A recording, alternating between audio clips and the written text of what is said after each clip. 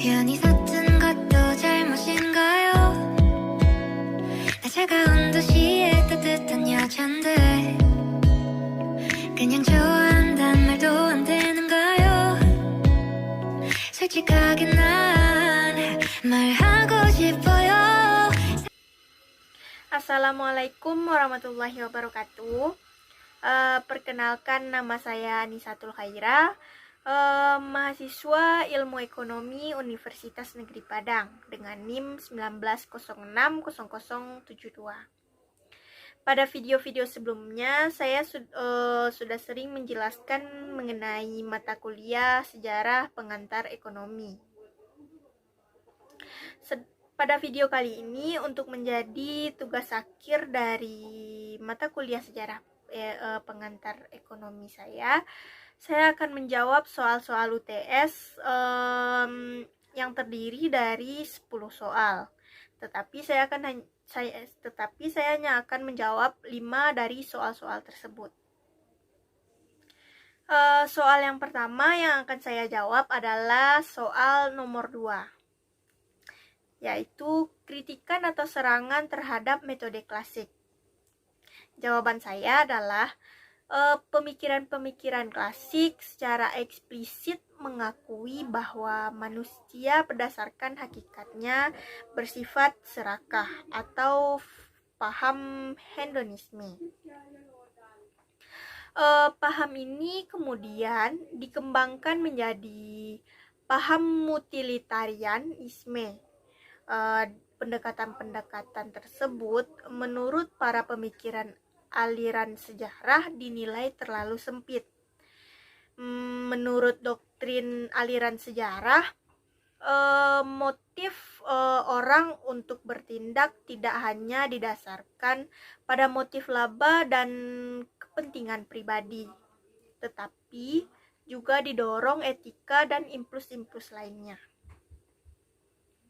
Pandangan kaum klasik perekonomian diserahkan kepada kekuatan pasar, di mana setiap orang diberi kebebasan berbuat demi kepentingan masing-masing, dan akhirnya melalui apa yang disebut invisible berbuat invisible hand akan tercipta suatu harmoni secara keseluruhan.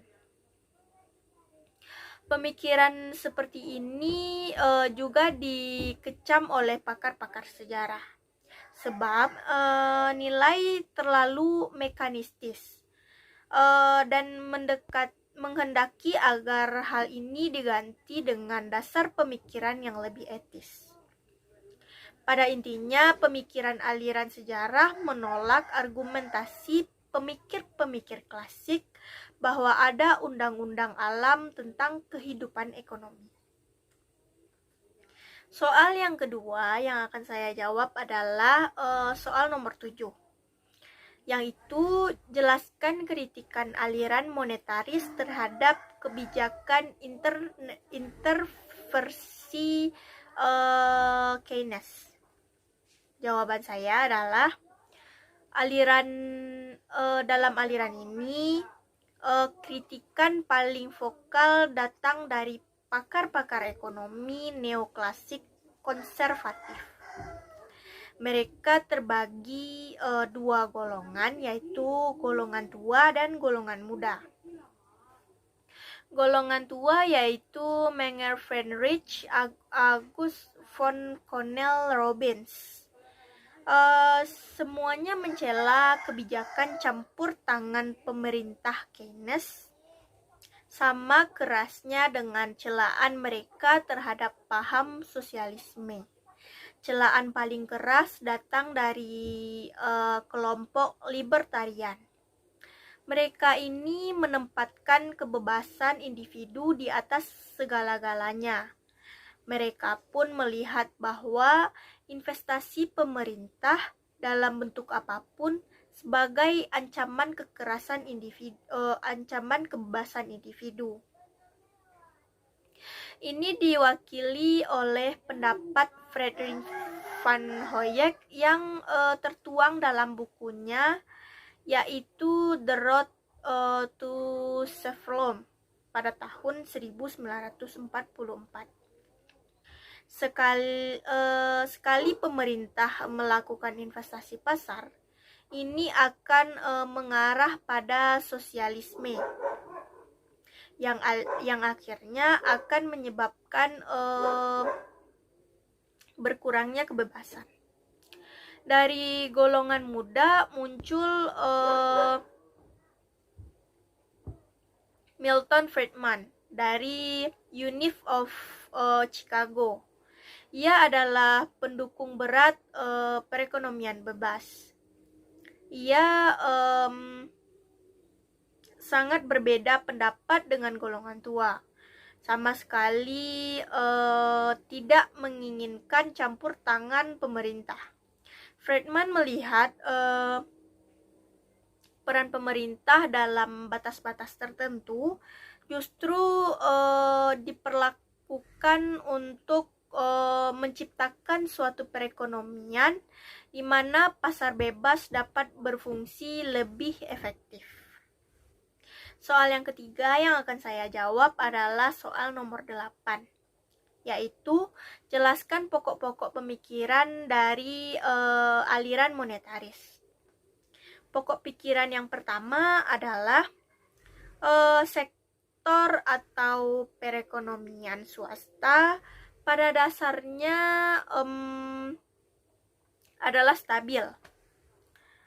Yang kedua adalah kebijakan makroekonomi aktif seperti kebijakan fiskal dan moneter hanya akan membuat perekonomian lebih buruk.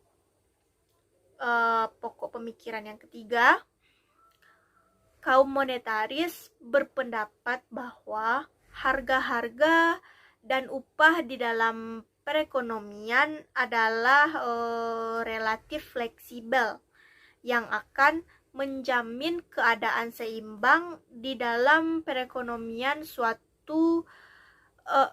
menjamin keadaan seimbang di dalam perekonomian selalu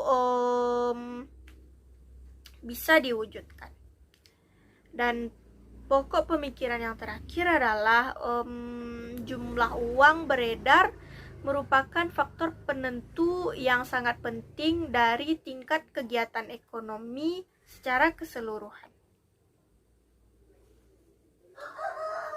Soal yang keempat yang akan saya jawab pada UAS sejarah pemikiran ekonomi ini adalah soal nomor 9, yaitu bandingkan pemikiran supply side ekonomi dengan Keynesian. Pada soal ini saya diminta untuk membandingkan pemikiran dari supply side ekonomi dengan Keynesian. Baiklah, saya akan menjawab. Terbagi dari 4 poin bandingan. Poin yang pertama adalah Keynesian melihat perekonomian dari sisi permintaan, sedangkan supply side melihat perekonomian dari sisi penawaran. Poin yang kedua adalah Keynesian menekankan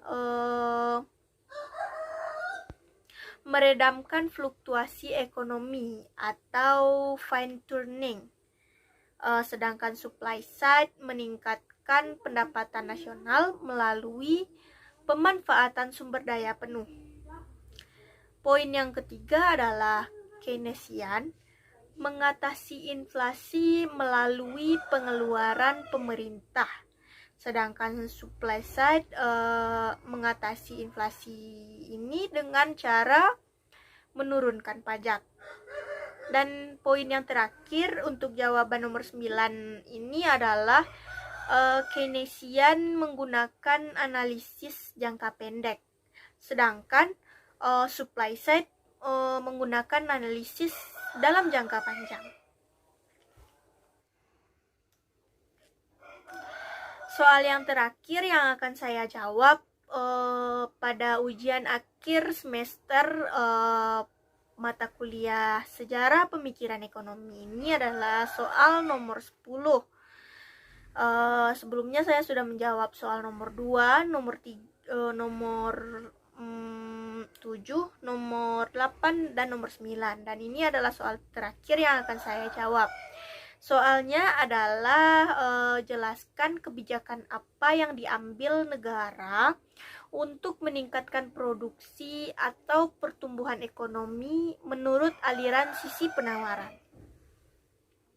Jawaban saya adalah kebijakan fiskal, karena kebijakan fiskal sisi penawaran dirancang untuk meningkatkan penawaran agregat sebagai lawan dari pemikiran dari permintaan agregat, sehingga memperluas output dan lapangan kerja sambil menurunkan harga. Kebijakan tersebut terdiri dari beberapa jenis umum. Jadi di dalam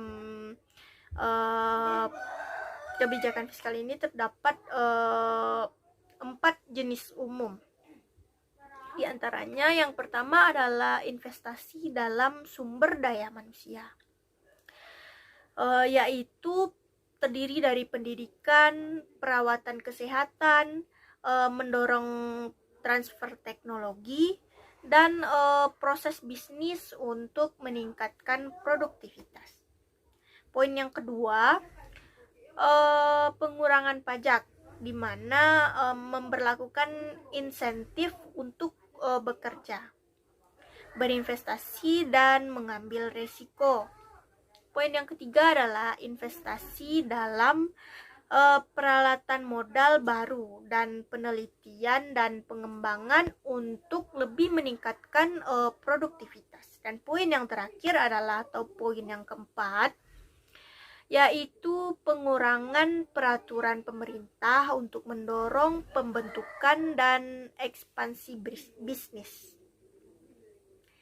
Itulah jawaban saya untuk soal nomor 10 tadi. Baiklah, sekian jawaban saya untuk ujian akhir semester pada mata kuliah Sejarah Pemikiran Ekonomi. Jika jawaban saya tadi tidak sempurna maupun ada kesalahan dalam pengucapan kata ataupun kalimat yang saya ucapkan, saya mohon maaf. Untuk itu berakhir pula tugas saya pada mata kuliah Sejarah Pemikiran Ekonomi ini.